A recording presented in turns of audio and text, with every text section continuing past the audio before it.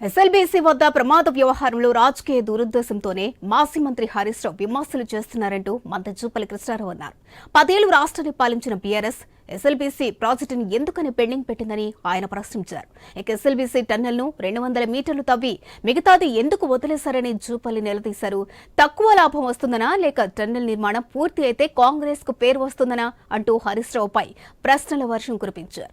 ఇక ప్రకృతి విపత్తులను బీఆర్ఎస్ నేతలు రాజకీయంగా వాడుకుంటున్నారని అన్నారు జూపల్లి. అతి తక్కువ ఖర్చుతో పూర్తయ్యే ఎస్ఎల్బీసీని పెండింగ్ లో పెట్టిన బీఆర్ఎస్ కు ఆ ప్రాజెక్టుపై మాట్లాడే హక్కు లేదన్నారు. ఇక అద్భుతం జరిగితే తప్ప టెన్నెల్లో చిక్కుకునే 8 మంది బ్రతికే అవకాశం లేదన్న జూపల్లి సంస్థ ప్రతినిధులు అప్రమత్తం చేయకపోతే 40 మంది వరకు కార్మికులు చనిపోయేవారని అన్నారు.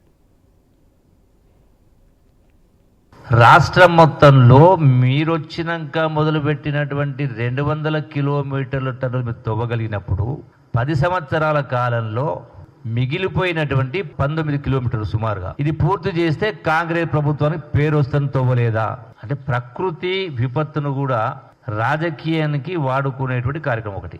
అంటే ఇంత సింపుల్ ప్రాజెక్ట్, ఇంత ఈజీ, తక్కువ ఖర్చుతోటి అయ్యే ప్రాజెక్టును మీరు 10 సంవత్సరాలు మూలపడేసి 1,80,000 కోట్ల రూపాయలు ఇరిగేషన్ ప్రాజెక్టులు టెండర్లు పిలిచి దీన్ని పెండింగ్ పెట్టే కార్యక్రమం చేసిందంటే మరి దీనికి ఎవరు కారకులు, బాధ్యులు? ఇరిగేషన్ మినిస్టర్ హరీష్ రావు గారు బాధ్యులు కాదా? కేసీఆర్ బాధ్యులు కాదా?